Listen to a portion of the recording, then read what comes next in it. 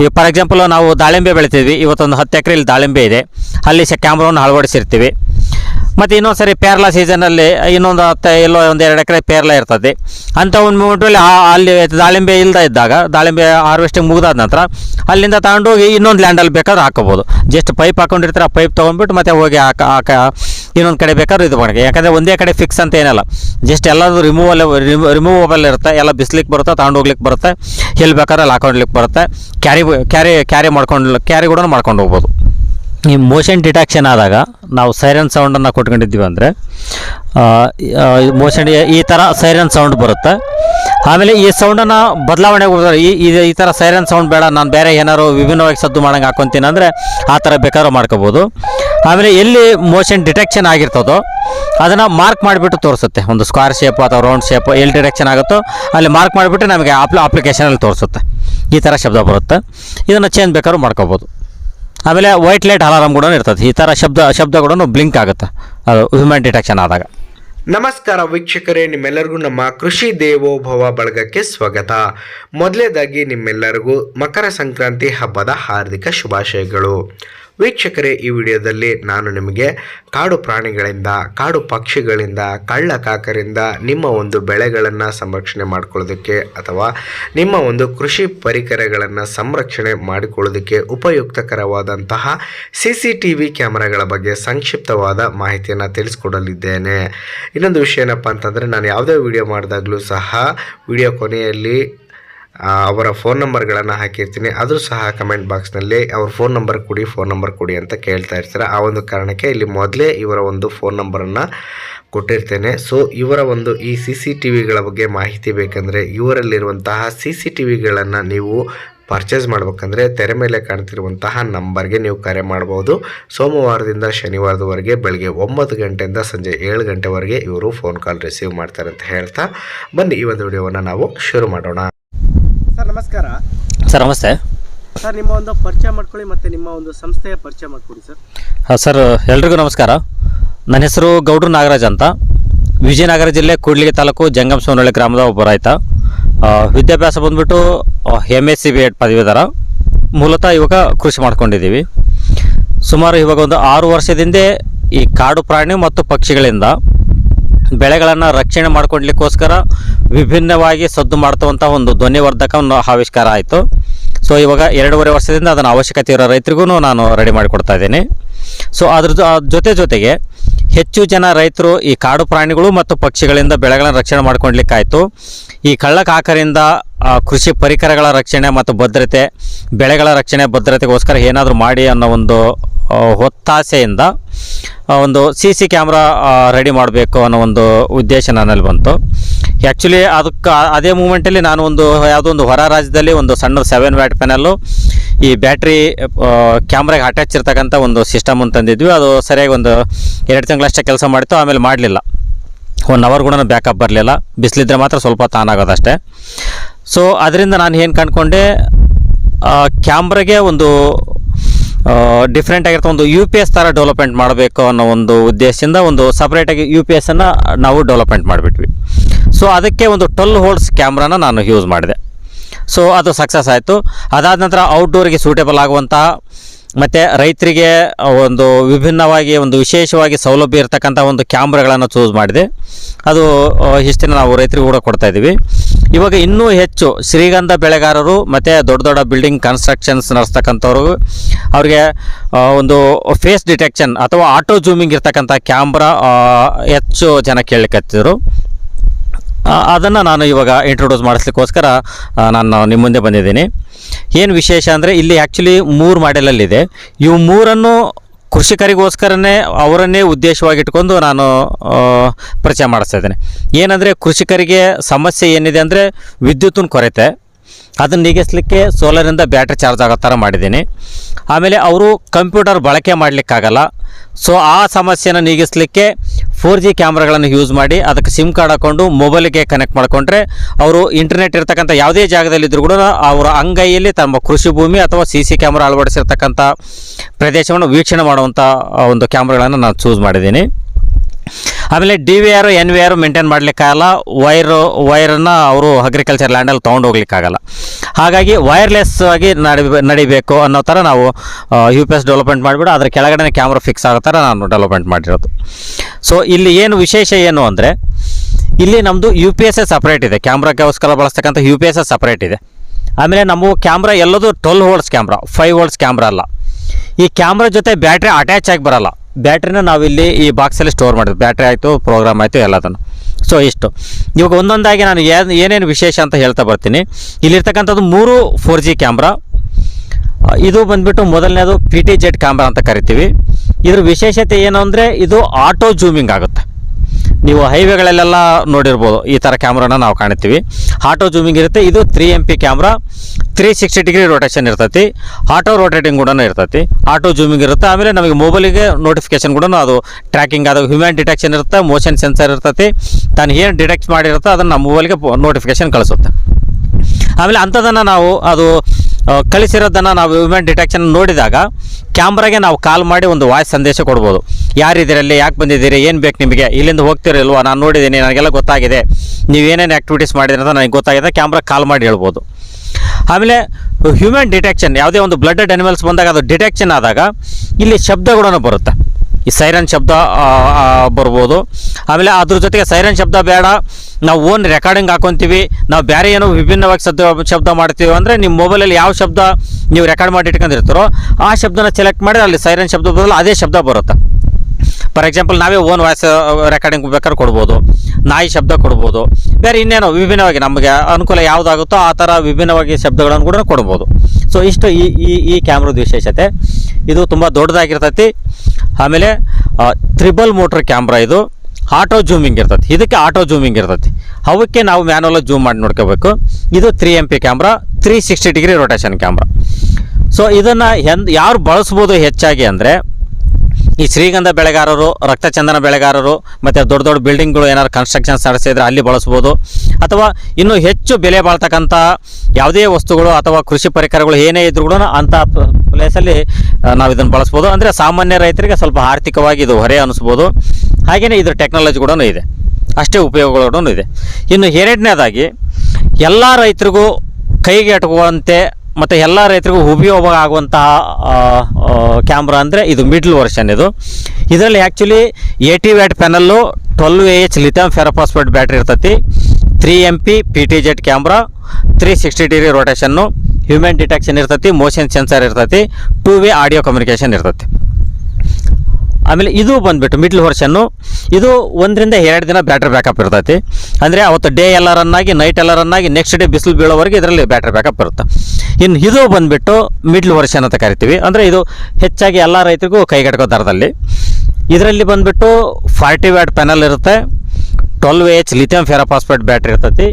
Camera ಬಂದುಬಿಟ್ಟು 4MP camera, dual lens, 350 degree rotation, 360 degree coverage. ಇನ್ನು ವಿಶೇಷ ಏನಂದರೆ ಸೇಮ್ 2-ವೇ ಆಡಿಯೋ ಕಮ್ಯುನಿಕೇಷನ್ ಇರ್ತೈತಿ, ಸೈರನ್ ಸ್ಪೆಷಾಲಿಟಿ, ನಾವು ನಮ್ಮದೇ ವಾಯ್ಸನ್ನು ಬೇಕಾದ್ರೆ ನಾವು ರೆಕಾರ್ಡಿಂಗ್ ಕೊಡ್ಬೋದು. ಆಮೇಲೆ ಹ್ಯೂಮನ್ ಡಿಟೆಕ್ಷನ್ ಆದಾಗ ಅದರ ಫುಟೇಜನ್ನು ನಮಗೆ ನೋಟಿಫಿಕೇಷನ್ ಮೂಲಕ ನಮ್ಮ ಆಪ್ಲಿಗೆ ಕಳಿಸ್ಕೊಡ್ತೈತಿ. ಆಮೇಲೆ ಇದಕ್ಕೆ ನಾವು ಇದಕ್ಕೆ 2 ಕ್ಯಾಮ್ರಾನು ಬೇಕಾದ್ರೆ ಕನೆಕ್ಟ್ ಮಾಡ್ಬೋದು, ಡ್ಯೂಯಲ್ ಕ್ಯಾಮ್ರಾ. ಆಮೇಲೆ ಇದು 12 ವೋಲ್ಟ್ಸ್ ಕ್ಯಾಮ್ರಾ ಆಗಿರೋದ್ರಿಂದ ನಾವು ಡೈರೆಕ್ಟ್ AC ಸಪ್ಲೈಯಿಂದ ಕ್ಯಾಮ್ರಾನು ರನ್ ಮಾಡ್ಬೋದು, AC ಸಪ್ಲೈಯಿಂದ ನಮ್ದು UPS ಬೇಕಾದ್ರೂ ಚಾರ್ಜ್ ಮಾಡ್ಬೋದು. ಮಳೆಗಾಲದಿಂದಲೇ ಒಂದು ವೇಳೆ ಸೋಲಾರಿಂದ ಚಾರ್ಜಿಂಗ್ ಆಗಲಿಲ್ಲ ಅಂದರೆ AC ಸಪ್ಲೈಯಿಂದನೂ ಇದು ಮಾಡ್ಬೋದು. ಇನ್ನು 3rd ವರ್ಷನ್ ಬಂದುಬಿಟ್ಟು ಇದು ಇನ್ನು ಸಣ್ಣ ರೈತರಿಗಾಗಿ, ನಮ್ಮ ಕಡೆ ಬಿಸಿಲು ಜಾಸ್ತಿ ಇರ್ತೈತಿ ಅನ್ನೋದಾದರೆ ಇದನ್ನು ಯೂಸ್ ಮಾಡ್ಬೋದು. ಇದರಲ್ಲಿ 20 ವ್ಯಾಟ್ ಪ್ಯಾನಲ್ ಇರುತ್ತೆ, 6Ah ಲಿಥಿಯಂ ಫೆರೋಫಾಸ್ಫೇಟ್ ಬ್ಯಾಟ್ರಿ ಇರುತ್ತೆ. ಕ್ಯಾಮ್ರಾ ಬಂದುಬಿಟ್ಟು 2 ಒಂದೇ. ಕ್ಯಾಮ್ರಾದಲ್ಲಿ ಏನು ವ್ಯತ್ಯಾಸ ಇರೋದಲ್ಲ, ಓನ್ಲಿ ಬ್ಯಾಟ್ರಿ ಬ್ಯಾಕಪ್ಪಲ್ಲಿ ಸ್ಪೀಡ್ ಚಾರ್ಜಿಂಗಲ್ಲಿ ವ್ಯತ್ಯಾಸ ಇರ್ತೈತೆ. ಇನ್ನೂ ಒಂದು ಏನು ಮಾಡ್ಬೋದು ಅಂತಂದು ಹೇಳಿದರೆ, ನಾವು ವಿಭಿನ್ನವಾಗಿ ಸದ್ದುಗಳನ್ನು ಬೇಕಾದ್ರೂ ಕೊಡ್ಬೋದು. ಆಮೇಲೆ AC ಸಪ್ಲೈಯಿಂದ ನಾವೇನು ಯೂಸ್ ಮಾಡ್ತೀವಿ. ಆಮೇಲೆ ಇದು ರೆಕಾರ್ಡಿಂಗ್ ಬಂದುಬಿಟ್ಟು ವಿಶೇಷವಾಗಿ ರೆಕಾರ್ಡಿಂಗ್ ಬಂದುಬಿಟ್ಟು ನಾವು ಇದಕ್ಕೆ 256 GB ಮೆಮೊರಿ ಕಾರ್ಡ್ ಹಾಕಿದ್ರೆ 30 ಡೇಸ್ ರೆಕಾರ್ಡಿಂಗ್ ಬ್ಯಾಕಪ್ ಇರ್ತೈತಿ. 128 GB ಮೆಮೊರಿ ಕಾರ್ಡ್ ಹಾಕಿದ್ರೆ 15 ದಿನ ರೆಕಾರ್ಡಿಂಗ್ ಬ್ಯಾಕಪ್ ಇರುತ್ತೆ. ಇದರಲ್ಲಿ ಬಂದುಬಿಟ್ಟು 256 GB ಮೆಮೊರಿ ಕಾರ್ಡ್ ಹಾಕೊಂಡ್ರೆ 15 ದಿನ ರೆಕಾರ್ಡಿಂಗ್ ಬ್ಯಾಕಪ್ ಇರ್ತೈತಿ. ಈ 3 ಕ್ಯಾಮ್ರಾ ಜೊತೆ 256 GB ಮೆಮೊರಿ ಕಾರ್ಡನ್ನು ನಾವು ರೈತರಿಗೆ ಕೊಟ್ಟಿರ್ತೀವಿ. ಅವರೇನು ಸಿಮ್ ಕಾರ್ಡು ಮತ್ತು ಪೈಪ್ ಒಂದು ಹಾಕ್ಕೊಂಡ್ರೆ ಆಯಿತು. ಆಮೇಲೆ ಇದನ್ನು ಹೇಗೆ ಬೇಕು ಅಂದರೆ ಯಾವ ಥರ ತೊಗೋಬೇಕು ಅನ್ನೋದಾದರೆ, ನೀವು ಅವಶ್ಯಕತೆ ಇದ್ದಲ್ಲಿ ವಿಜಯನಗರ ಜಿಲ್ಲೆ ಕೂಡ್ಲಿಗಿ ತಾಲೂಕು ಜಂಗಮ ಸೋವನಹಳ್ಳಿಗೆ ಇಲ್ಲಿಗೆ ಬಂದುಬಿಟ್ಟು ತೊಗೊಂಡು ಹೋಗ್ಬೋದು. ಇಲ್ಲಾಂದರೆ ನಾವು ಅಕೌಂಟ್ ನಂಬರ್ ಕಳಿಸ್ತೀವಿ, ಪೇಮೆಂಟ್ ಮಾಡಿದ್ರೆ VRL ಟ್ರಾನ್ಸ್ಪೋರ್ಟ್ ಮೂಲಕ ನಿಮಗೆ ಕಂಪ್ಲೀಟ್ ಅಸೆಂಬ್ಲ್ ಮಾಡೇ ಕಳಿಸಿರ್ತೀವಿ. ಯಾವ ಥರ ಅಸೆಂಬ್ಲ್ ಮಾಡಿ ಕಳಿಸಿರ್ತೀವಿ ಅಂದರೆ ಈ ಪೋರ್ಷನ್ ಪೂರ್ತಿ ಅಸೆಂಬ್ಲ್ ಮಾಡಿರ್ತೀವಿ. ಪೈಪಿಗೆ ನೀವೇನು 2 ರಿಂಗ್ ಟೈಟ್ ಮಾಡ್ಕೊಂಡು 3 ಬೋಲ್ಟ್ ಟೈಟ್ ಮಾಡ್ಕೊಂಡು ಸ್ವಿಚ್ ಆನ್ ಮಾಡಿದ್ರೆ ಸಾಕು, ಕ್ಯಾಮ್ರಾ ಆನ್ ಆಗುತ್ತೆ. ಇನ್ನು ಮೊಬೈಲಿಗೆ ಕನೆಕ್ಟ್ ಮಾಡ್ಕೊಳ್ಳೋದು ಹೇಗೆ ಅಂದರೆ ಒಂದು ಅಪ್ಲಿಕೇಶನ್ ಇರ್ತೈತಿ. ಆ ಅಪ್ಲಿಕೇಶನ್ನಲ್ಲಿ ಹೋಗಿಬಿಟ್ಟು ನೀವು ಸ್ಕ್ಯಾನರ್ ಓಪನ್ ಮಾಡಿ ಇಲ್ಲೊಂದು QR ಕೋಡ್ ಇರುತ್ತೆ. ಈ QR ಕೋಡ್ನ ಸ್ಕ್ಯಾನ್ ಮಾಡಿದ್ರೆ ಸಾಕು, ಈ ಕ್ಯಾಮ್ರಾ ನಿಮ್ಮ ಮೊಬೈಲ್ಗೆ ಕನೆಕ್ಟ್ ಆಗುತ್ತೆ. ಅಪ್ಲಿಕೇಶನ್ ಯಾವುದು ಸರ್? ಈ ಸದ್ಯಕ್ಕೆ ನಾನು ಕೊಡ್ತಾ ಇರೋ ಕ್ಯಾಮ್ರಾಕ್ಕೆ ಯೂಸ್ ಆಗೋದಾದರೆ ಟ್ರೂ ಕ್ಲೌಡ್ ಅಂತ ಬರುತ್ತೆ. ಅಂದರೆ ಕ್ಯಾಮ್ರಾನ ನಾನು ಇದೇ ಕೊಡ್ತೀನಿ ಅಂತಲ್ಲ, ಮುಂದೆ ನಾಳೆ ಇದಕ್ಕಿಂತ ಒಳ್ಳೆ ಕ್ಯಾಮ್ರಾ ಸಿಕ್ತಂದ್ರೆ ನಾವು ಅದನ್ನೇ ಕೊಡ್ತೀವಿ. ಇಲ್ಲಿ ಇಂಪಾರ್ಟೆಂಟ್ ಏನಂದರೆ ನಾವು ಡೆವಲಪ್ಮೆಂಟ್ ಮಾಡಿರೋ ಏನು UPS ಇದೆಯಲ್ಲ, ಇದು ಇಂಪಾರ್ಟೆಂಟು.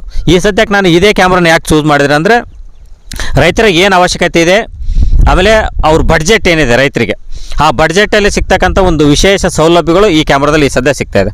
ನಾಳೆ ಇನ್ನೊಂದು ಸಿಕ್ತಂದ್ರೆ ಅದನ್ನು ನಾವು ಕೊಡ್ಬೋದು. ಆಮೇಲೆ ಸರ್ವಿಸ್ ಒಂದು ಇಂಪಾರ್ಟೆಂಟ್ ಬರುತ್ತೆ. ಇನ್ನೊಂದು ಈ ಸೋಷಿಯಲ್ ಮೀಡ್ಯಾದಲ್ಲಿ ಈ 7 ವ್ಯಾಟ್ ಪ್ಯಾನಲ್ಲು ಮತ್ತು ಇನ್ಬಿಲ್ಟ್ ಬ್ಯಾಟ್ರಿ ಇರ್ತಕ್ಕಂಥ ಒಂದು ಸಣ್ಣ ಕ್ಯಾಮ್ರಾ ನೋಡಿರ್ತಕ್ಕಂಥ ರೈತರು ತುಂಬ ನನ್ನ ಒಂದು ಕ್ವಶನ್ ಏನು ಕೇಳ್ತಾರೆ ಅಂದರೆ ಆಟೋ ರೊಟೇಟಿಂಗ್ ಇದೆನಾ ಅಂತ. ಖಂಡಿತ ಇದೆ. ಈ ನಾವು ಯೂಸ್ ಮಾಡ್ತಕ್ಕಂಥ ಕ್ಯಾಮ್ರಾದಲ್ಲಿ ಆಟೋ ರೊಟೇಟಿಂಗ್ ಒಂದು ಕ್ರೂಸ್ ಅಂತ ಒಂದು ಆಪ್ಷನ್ ಇರ್ತೈತಿ. ಅದನ್ನು ಆನ್ ಮಾಡ್ಕೊಂಡ್ರೆ ಆಟೋ ರೊಟೇಟಿಂಗ್ ಬರುತ್ತೆ. ಇನ್ನು ನಾವು 7 ವ್ಯಾಟ್ ಪ್ಯಾನಲ್ ಅಥವಾ ಯೂಸ್ ಆ್ಯಂಡ್ ಥ್ರೋ ನಾವೇನು ಕ್ಯಾಮ್ರಾಗಳಲ್ಲಿ ಯೂಸ್ ಮಾಡ್ತೀವಲ್ಲ ಅದರಲ್ಲಿ ಆ ಆಪ್ಷನ್ ಇರೋದಿಲ್ಲ. ಇದರಲ್ಲಿ ಇರುತ್ತೆ ಆಟೋ ರೊಟೇಟಿಂಗ್ ಇರ್ತೈತಿ, ಸೈರನ್ ಸ್ಪೆಷಲಿಟಿ ಇರ್ತೈತಿ, 2 ವೇ ಆಡಿಯೋ ಕಮ್ಯುನಿಕೇಷನ್ ಇರ್ತೈತಿ.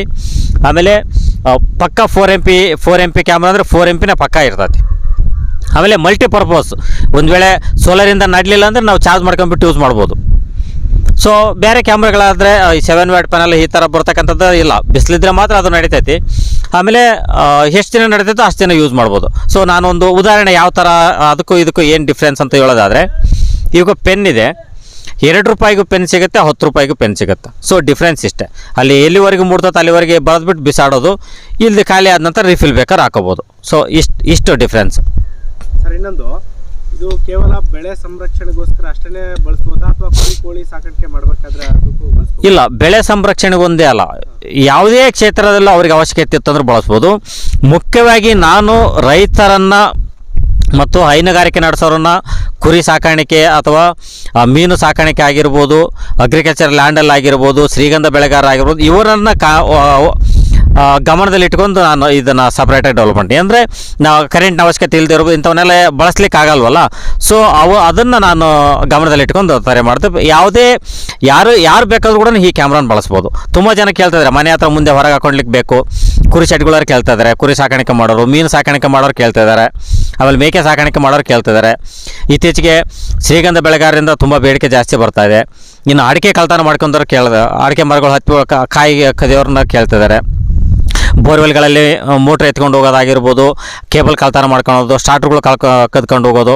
ಸೊ ಇಂಥವರಿಂದನೇ ಹೆಚ್ಚು ಬೇಡಿಕೆ ನನಗೆ ಬರ್ತಾ ಇದೆ. ಸೊ ಅವ್ರಿಗೆಲ್ಲರಿಗೂ ನಾನು ಸಿಸ್ಟಮ್ ಕೊಡ್ತಾ ಇದ್ದೀನಿ. ಸರ್ ಇದು ಮಳೆಗಾಲದಲ್ಲಿ ಯಾವ ಥರ ಸಮಸ್ಯೆಗಳಾಗ್ಬೋದು ಸರ್? ಮಳೆಗಾಲದಲ್ಲಿ ಏನು ಸಮಸ್ಯೆ ಆಗಲ್ಲ, ಕಂಪ್ಲೀಟ್ ವಾಟರ್ ಪ್ರೂಫ್ ಇರುತ್ತೆ. 3 ಸಹ ಔಟ್ಡೋರ್ ಕ್ಯಾಮ್ರಾ. ಇದ್ರ ಮೇಲೆ ಬಿಸಿಲು ಬೀಳಲಿ, ಚಳಿಗಾಲದಲ್ಲಿ ಚಳಿ ಇರಲಿ, ಮಳೆಗಾಲದಲ್ಲಿ ಮಳೆ ಬಿದ್ದರೂ ಏನು ಪ್ರಾಬ್ಲಮ್ ಇಲ್ಲ. ಸರ್ ಇನ್ನೊಂದು, ಈಗ ಕಳ್ಳರು ಪಕ್ಕಾ ಕದಿಮರು ಇರ್ತಾರೆ, ಈ CCTV ಕ್ಯಾಮ್ರಾಗಳನ್ನೇ ಕಳ್ತನ ಮಾಡ್ಕೊಂಡು ಹೋದ್ರೆ ಹೆಂಗೆ ಡಿಟೆಕ್ಟ್ ಮಾಡ್ತೀವಿ? ಖಂಡಿತವಾದ ಇದೊಂದು ಒಳ್ಳೆ ಪ್ರಶ್ನೆ. ಆ್ಯಕ್ಚುಲಿ ಕ್ಯಾಮ್ರಾ ನೋಡಿ 360 ಡಿಗ್ರಿ 350 ಡಿಗ್ರಿ ರೊಟೇಷನ್ ಇರ್ತೈತಿ. ಒಂದು ವೇಳೆ ಕ್ಯಾಮ್ರಾ ಈ ಕಡೆ ಇದೆ ಅಂದಾಗ ಹಿಂದಿನಿಂದ ಯಾರಾದರೂ ಕಳ್ಳರು ಕ್ಯಾಮ್ರಾನ ಕದಿಲಿಕ್ಕೆ ಬಂದರೆ ವಿತಿನ್ 1 ಮಿನಿಟಲ್ಲಿ ಕ್ಯಾಮ್ರಾ ನಾವು ಆಟೋ ರೊಟೇಟಿಂಗ್ ಕೊಟ್ಟಿದ್ದೀವಿ, ವಿತಿನ್ 1 ಮಿನಿಟಲ್ಲಿ 1 ರೌಂಡ್ ತಿರುಗುತ್ತೆ. ಆತ ಬಂದು ಇಲ್ಲಿಗೆ ಹತ್ತಲಿಕ್ಕೆ ಅಂದರೆ 1 ಮಿನಿಟ್ ಅಂತ ಟೈಮ್ ಬೇಕೇ ಬೇಕು. ಇನ್ನೊಂದು ಏನಂದರೆ 360 ಡಿಗ್ರಿ ರೊಟೇಷನ್ ಇದ್ರೂ ಕೂಡ ಹಾರಿಜೆಂಟಲ್ 90 ಡಿಗ್ರಿ ರೊಟೇಷನ್ ಇದೆ. ಪೂರ್ತಿ ಕೆಳಗಿನ ಬುಡ ಕೂಡ ಕ್ಯಾಮ್ರಾದಲ್ಲಿ ಕಾಣುತ್ತೆ. ಅಟ್ಲೀಸ್ಟ್ ಅದು ಕದಲಿಕ್ಕೆ ಇಲ್ಲಿ ಬುಡಕ್ಕೆ ಬಂದ ಮೇಲೆ ಹತ್ತಬೇಕಲ್ಲ, ಆ ಬುಡಕ್ಕೆ ಬಂದಾಗ ಇಲ್ಲಿ ಸೆನ್ಸ್ ಆಗುತ್ತೆ. ಮೋಷನ್ ಡಿಟೆಕ್ಷನ್ ಆದಾಗ ಅದನ್ನು ರೆಕಾರ್ಡ್ ಮಾಡ್ಕೊಂಬಿಟ್ಟು ನಿಮಗೆ ಫುಟೇಜನ್ನು ಕಳಿಸಿರುತ್ತೆ. ಆಮೇಲೆ ಕ್ಯಾಮ್ರಾನೇ ಕದ್ಕೊಂಡು ಹೋದರೆ ನಮಗೆ ಫುಟೇಜ್ ಸಿಗಲ್ಲ ಅನ್ನೋ ಒಂದು ಪ್ರಶ್ನೆ ತುಂಬ ಜನ ನಾನು ಕೇಳ್ತಾರೆ. ಸೊ ಖಂಡಿತ ಅದು ಸಿಗಲ್ಲ. ಆ್ಯಕ್ಚುಲಿ ಕ್ಯಾಮ್ರಾ ಕದ್ಕೊಂಡು ಹೋದರೆ ಸಿಗಲ್ಲ. ಒಂದು ವೇಳೆ ಮೆಮೊರಿ ಕಾರ್ಡ್ ಸಿಕ್ಕರೂ ನಿಮಗೆ ಏನಾದರೂ ಫುಟೇಜ್ ಅಂತ ಕಳಿಸ್ಬಿಟ್ಟಿರುತ್ತೆ, ಅಲ್ಲಿ ಸಿಗುತ್ತೆ. ಇನ್ನೊಂದು, ಇದಕ್ಕೆ ಕ್ಲೌಡ್ ಸ್ಟೋರೇಜನ್ನು ನಾವು ಆ್ಯಕ್ಟಿವೇಟ್ ಮಾಡ್ಕೋಬೋದು. ಅಂದರೆ ಕ್ಯಾಮ್ರಾದಲ್ಲಿ ಇರೋದಲ್ದಲೇ ನಾವು ಕ್ಲೌಡಲ್ಲಿ ಕೂಡ 7 days 3 days ಅದು ಪ್ಯಾಕೇಜ್ ಇರುತ್ತೆ, ಅದನ್ನು ಆ್ಯಕ್ಟಿವೇಟ್ ಮಾಡ್ಕೋಬೋದು. ಆಮೇಲೆ ಅಲೆಕ್ಸಾ ಕೂಡ ಇದಕ್ಕೆ ಕನೆಕ್ಟ್ ಮಾಡ್ಕೋಬೋದು ಈ ಕ್ಯಾಮ್ರಾಗಳಿಗೆ. ಯಾವುದೇ ರೈತರು ಬೇಕಾದಲ್ಲಿ ನಾವು ಈ ಪೋರ್ಷನ್ ಕೊಟ್ಟಿರ್ತೀವಿ, ಪೈಪು ಮತ್ತು ಸಿಮ್ ಕಾರ್ಡನ್ನು ಮಾತ್ರ ರೈತರು ಹಾಕೊತಾರೆ. ಆಮೇಲೆ ಇನ್ನೊಂದು ಏನಂದರೆ, ಈಗ ಫಾರ್ ಎಕ್ಸಾಂಪಲ್ ನಾವು ದಾಳಿಂಬೆ ಬೆಳಿತೀವಿ, ಇವತ್ತೊಂದು 10 ಎಕರೆಯಲ್ಲಿ ದಾಳಿಂಬೆ ಇದೆ, ಅಲ್ಲಿ ಕ್ಯಾಮ್ರಾವನ್ನು ಅಳವಡಿಸಿರ್ತೀವಿ. ಮತ್ತು ಇನ್ನೊಂದು ಸರಿ ಪೇರ್ಲ ಸೀಸನಲ್ಲಿ ಇನ್ನೊಂದು 10 ಎಲ್ಲೋ ಒಂದು 2 ಎಕರೆ ಪೇರ್ಲ ಇರ್ತದೆ. ಅಂಥ ಒಂದು ಮೂಮೆಂಟಲ್ಲಿ ಅಲ್ಲಿ ದಾಳಿಂಬೆ ಇದ್ದಾಗ ದಾಳಿಂಬೆ ಹಾರ್ವೆಸ್ಟಿಂಗ್ ಮುಗಿದಾದ ನಂತರ ಅಲ್ಲಿಂದ ತಗೊಂಡೋಗಿ ಇನ್ನೊಂದು ಲ್ಯಾಂಡಲ್ಲಿ ಬೇಕಾದ್ರೆ ಹಾಕೋಬೋದು. ಜಸ್ಟ್ ಪೈಪ್ ಹಾಕೊಂಡಿರ್ತಾರೆ, ಆ ಪೈಪ್ ತೊಗೊಂಡ್ಬಿಟ್ಟು ಮತ್ತೆ ಹೋಗಿ ಇನ್ನೊಂದು ಕಡೆ ಬೇಕಾದ್ರೂ ಇದು ಮಾಡಿ. ಯಾಕಂದರೆ ಒಂದೇ ಕಡೆ ಫಿಕ್ಸ್ ಅಂತ ಏನಲ್ಲ, ಜಸ್ಟ್ ಎಲ್ಲದು ರಿಮೂವಬಲ್ ಇರುತ್ತೆ, ಎಲ್ಲ ಬಿಸ್ಲಿಕ್ಕೆ ಬರುತ್ತೆ, ತಗೊಂಡೋಗ್ಲಿಕ್ಕೆ ಬರುತ್ತೆ, ಎಲ್ಲಿ ಬೇಕಾದ್ರೆ ಅಲ್ಲಿ ಹಾಕೊಂಡ್ಲಿಕ್ಕೆ ಬರುತ್ತೆ, ಕ್ಯಾರಿ ಕೂಡ ಮಾಡ್ಕೊಂಡು ಹೋಗ್ಬೋದು. ಸರ್ ಈಗ ಎಷ್ಟು ದಿನಗಳಿಂದ ನೀವು ಶುರು ಮಾಡಿದ್ದೀರಾ ಸರ್? ಸರಿ, ಆ್ಯಕ್ಚುಲಿ ನನಗಂತ ನಾನು UPS ಡೆವಲಪ್ಮೆಂಟ್ ಮಾಡ್ಕೊಂಡಿದ್ದು ಇವಾಗ ಹೆಚ್ಚು ಕಡಿಮೆ 1 ವರ್ಷದ ಮೇಲೆ ಆಯಿತು, 1.5 ವರ್ಷ. ಇವಾಗ ಅವಶ್ಯಕತೆ ಇರೋರಿಗೆ ನಾನು ಕೊಡ್ಲಿಕ್ಕತ್ತಿ 6 ತಿಂಗಳು. ಯಾಕಂದರೆ ಮೊದಲು ನಾನು ಬಳಸಬೇಕಲ್ಲ, ಅದು ಸಕ್ಸಸ್ ಆದ ನಂತರ ನಾವು ಇನ್ನೊಬ್ಬರಿಗೆ ಕೊಡಬೇಕಾಗುತ್ತೆ. ಸರ್ ಇಲ್ಲಿವರೆಗೂ ಇದರಲ್ಲಿ ಬಂದಂತಹ ಸಮಸ್ಯೆಗಳೇನು ಮತ್ತು ಅದಕ್ಕೆ ನೀವು ಕಂಡುಕೊಂಡಿರುವಂತಹ ಪರಿಹಾರಗಳೇನು ಸರ್? ಸರ್, ಸಮಸ್ಯೆಗಳು ಬಂದುಬಿಟ್ಟು ಅಂಥ ದೊಡ್ಡ ಸಮಸ್ಯೆಗಳು ಏನು ಇದಾಗಿಲ್ಲ. ಆ್ಯಕ್ಚುಲಿ ಒಂದು ಸರಿ ಮಾತ್ರ ನಮ್ಮದು ಇದರಲ್ಲಿ ಒಂದು ಪ್ರೋಗ್ರಾಮಲ್ಲಿ ಸ್ವಲ್ಪ ಫಾಲ್ಟ್ ಆಗಿತ್ತು, ಒಂದು ಬ್ಯಾಚ್ ಪೂರ್ತಿ ಶಾರ್ಟ್ ಆಯಿತು. ಏನು ಅಂದರೆ, ನಾವು ಹೊಸದಾಗಿ ಇದನ್ನು ಚಾರ್ಜ್ ಮಾಡ್ಕೊಳ್ಲಿಕ್ಕೇನು ಸ್ಪೆಷಲಿಟಿ ಕೊಡಬೇಕಲ್ಲ, ಆ ಒಂದನ್ನು ಡೆವಲಪ್ಮೆಂಟ್ ಮಾಡಲಿಕ್ಕೆ ಹೋಗಿ ಸ್ವಲ್ಪ ಪ್ರಾಬ್ಲಮ್ ಆಯಿತು. ಬಟ್ ಆ ಪ್ರಾಬ್ಲಮ್ ಬಂದಿದ್ದು ನಮಗೆ ಒಳ್ಳೆಯದಾಯಿತು. ಯಾಕಂದರೆ ಅದರಿಂದ ಇನ್ನೂ ನಾನು ಹೆಚ್ಚಾಗಿ ಹೊಸದನ್ನು ಡೆವಲಪ್ಮೆಂಟ್ ಮಾಡಲಿಕ್ಕೆ ಅನುಕೂಲ ಆಯಿತು. ಸರ್ ಈಗ ಇದರಲ್ಲಿ ಸ್ಟೋರೇಜ್ ಆಗಿರೋ ಫುಟೇಜು ನಮ್ಮ ಮೊಬೈಲ್ ಯಾವ ಥರ ಇದು ಮಾಡ್ಕೋಬೋದು ಸರ್, ಡೌನ್ಲೋಡ್ ಮಾಡ್ಕೋಬೇಕು ಅಂತಂದರೆ? ಅಲ್ಲಿ ಅಪ್ಲಿಕೇಶನಲ್ಲಿ ಆಪ್ಷನ್ ಇರ್ತೈತೆ, ಪ್ಲೇಬ್ಯಾಕ್ ಆಪ್ಷನ್ ಇರುತ್ತೆ, ಲೈವ್ ನೋಡ್ಬೋದು, ಪ್ಲೇಬ್ಯಾಕ್ ನೋಡ್ಬೋದು. ಆಮೇಲೆ ಫುಟೇಜಲ್ಲಿ ನೋಟಿಫಿಕೇಶನ್ ಬಂದಿರೋದ್ರೆ ಡೌನ್ಲೋಡ್ ಮಾಡ್ಕೋಬೋದು. ಆಮೇಲೆ ಲೈವ್ ವೀಡಿಯೋಸನ್ನು ರೆಕಾರ್ಡ್ ಮಾಡ್ಬೋದು, ಪ್ಲೇಬ್ಯಾಕ್ ವೀಡಿಯೋಸನ್ನು ರೆಕಾರ್ಡ್ ಮಾಡ್ಬೋದು. ನೀವು ರೆಕಾರ್ಡ್ ಮಾಡ್ಕೊಂಡಾಗ ಡೌನ್ಲೋಡ್ ಮಾಡ್ಕೊಂಡಾಗ ಮಾತ್ರ ಅದು ನಿಮ್ಮ ಮೊಬೈಲೇ ಬರುತ್ತೆ. ಇಲ್ಲಾಂದರೆ ಅದು ಇದು ಈ ಮೆಮೊರಿ ಕಾರ್ಡಲ್ಲೇ ಸ್ಟೋರೇಜ್ ಆಗುತ್ತೆ. ನೀವು ಡೌನ್ಲೋಡ್ ಅಥವಾ ರೆಕಾರ್ಡಿಂಗ್ ಕೊಟ್ಟಿರಿ ಅಂದರೆ ಇದರಲ್ಲಿ ಏನು ಸ್ಟೋರೇಜ್ ಆಗುತ್ತೋ ಅದು ನಮ್ಮ ಮೊಬೈಲಲ್ಲಿ ಸ್ಟೋರೇಜ್ ಆಗುತ್ತೆ ಅವಾಗ. ಸರ್ ಈಗ ಊರಿನ ನಡುವೆ ಇರುವಂತಹ ಹೊಲಗದ್ದೆಗಳು ಇರುವಂತಹ ರೈತರಿಗಾಗಲಿ ಅಥವಾ ಸಣ್ಣ ಪ್ರಮಾಣದ ರೈತರಿಗಾಗಲಿ ಇದರ ಮಹತ್ವದ ಬಗ್ಗೆ ತಿಳಿಸ್ಕೊಡ್ತೀರಾ ಸರ್? ಸರ್, ಮಹತ್ವ ಬಂದ್ಬಿಟ್ಟು ಇದನ್ನು ಓನ್ಲಿ ಭದ್ರತೆಗೋಸ್ಕರನೇ ನಾವು ಬಳಸಬೇಕಂತ ಏನಿಲ್ಲ. ನಾನು ಮಾಡಿರೋದು ಭದ್ರತೆಗೋಸ್ಕರ ಬಳಸಬೇಕನ್ನೋ ಉದ್ದೇಶದಿಂದ. ಆದರೆ ನಾವು ವಾಚ್ ಮಾಡಿಕೊಂಡು ಬಳಸ್ಬೋದು. ನಾವು ಲ್ಯಾಂಡಲ್ಲಿ ಹಾಕೊಂಡಿದ್ವಿ, ಮಳೆ ಬಂದಿದ್ದೇನಿಲ್ಲ ಅಂತ ಗೊತ್ತಾಗುತ್ತೆ, ಅಥವಾ ತೇವಾಂಶ ಇದೇನ ಇಲ್ಲ ಅಂತ ಗೊತ್ತಾಗುತ್ತೆ, ಗಿಡಗಳು ಬಾಡ್ತಿದ್ದಾವೆ ಅಂತ ಗೊತ್ತಾಗುತ್ತೆ. ಓಕೆನಾ? ಯಾವುದಾದ್ರು ದನಗಳು ಗಿಣಗಳು ಏನಾದ್ರು ಬರ್ತಾವಂತ ಬೇಕಾದ್ರೆ ನಾವು ವಾಚ್ ಮಾಡ್ಬೋದು.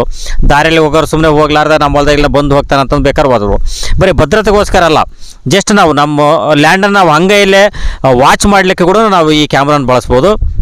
ಅದಲ್ಲದೆ ಆರ್ಥಿಕವಾಗಿಯೂ ಸಹ ಅಂಥ ಭಾರ ಏನು ಅನಿಸಲ್ಲ.